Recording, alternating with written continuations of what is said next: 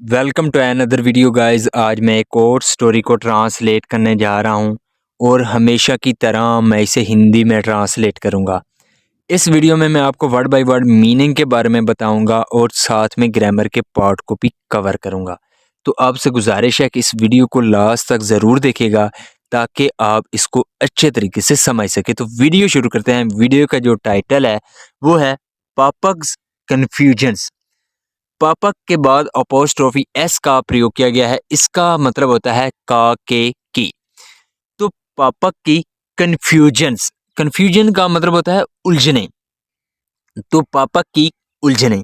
तो ये था हमारा टाइटल। इसको मजीद पढ़ते हैं। Once a boy named Papak studied in a gurukul. Once, once का मतलब होता है एक दफा या एक बार। अ बॉय एक लड़का, नेम्ड नामक का, पापक तो पापक नाम का एक लड़का, स्टडीड पढ़ता था। स्टडी का मतलब होता है पढ़ना। तो यहाँ पे सेकंड फॉर्म का प्रयोग किया गया है स्टडीड। ये हमारा पास्ट इंडेफिनिट का अफर्मेटिव वाक्य है। गाइस हमारी जो स्टोरीज होती हैं वो ज़्यादातर जो हैं पास्ट इंडेफिनेट में होती हैं, इसलिए सेकंड फॉर्म का प्रयोग किया जाता है। तो यहाँ पे सेकंड फॉर्म का प्रयोग किया जाए तो आप समझ जाइएगा कि वो हमारा पास्ट इंडेफिनेट का वाक्य होता है। तो वो पढ़ता था कहाँ पे? इन आ गुरुकुल, गुरुकुल में। तो इसका क्या मतलब हुआ? Once a boy named Papak studied इन आ गुरुकुल। एक दफा पापक नाम का एक लड़का गुरुकुल में पढ़ता था। पापक मीन्स सीनर। पापक का क्या मतलब होता है? मीन्स का मतलब होता है मतलब होना। तो पापक का मतलब होता है सिनर। सिनर का मतलब होता है गुनहगार या पापी। The boy wanted to change his name. The boy जो लड़का था, वांटेड वो चाहता था। वांट का मतलब होता है चाहना। तो वो चाहता था क्या करना? टू चेंज बदलना, हिज नेम अपने नाम को। तो जो लड़का था वो अपने नाम को बदलना चाहता था। His teacher asked him to go and look for a new name.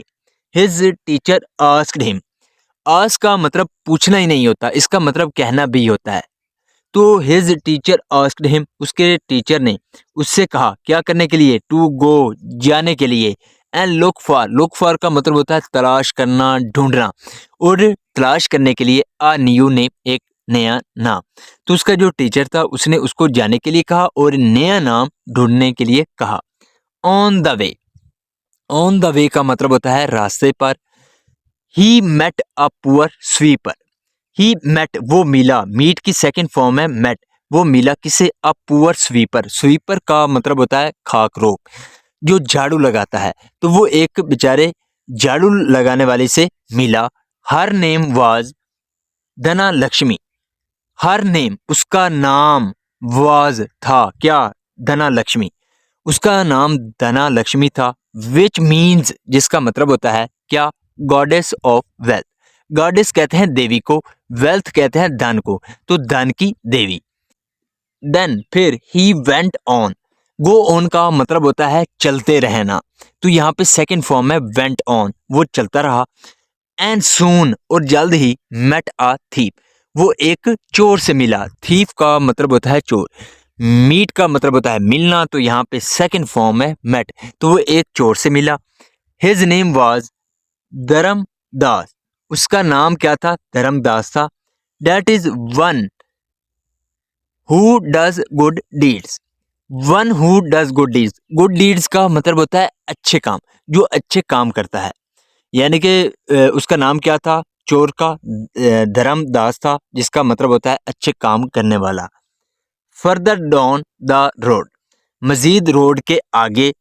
He met वो मिला किससे? N illiterate boy. इलिटरेट का मतलब होता है अनएजुकेट, जो पढ़ा लिखा ना हो उसको इलिटरेट बोलते हैं।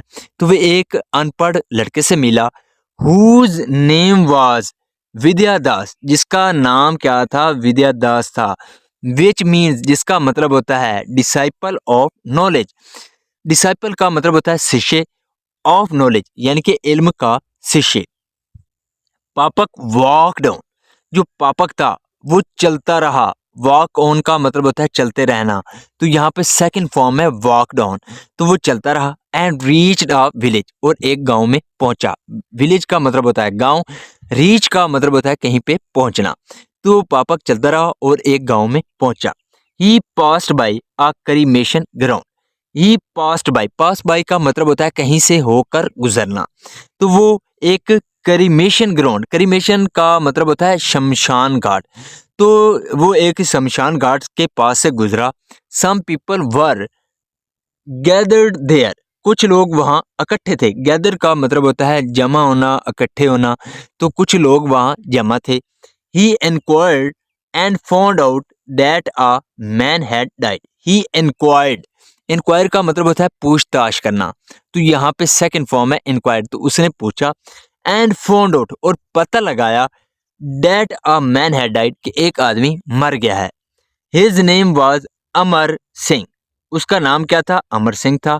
विच मीन्ट, जिसका मतलब होता है इमोर्टल लायन। इमोर्टल का मतलब होता है जो कभी मरे ना, यानी कि हमेशा जिंदा रहे।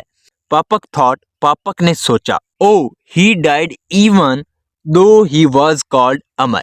ही डाइड, वो मर गया। डाई का मतलब होता है मरना।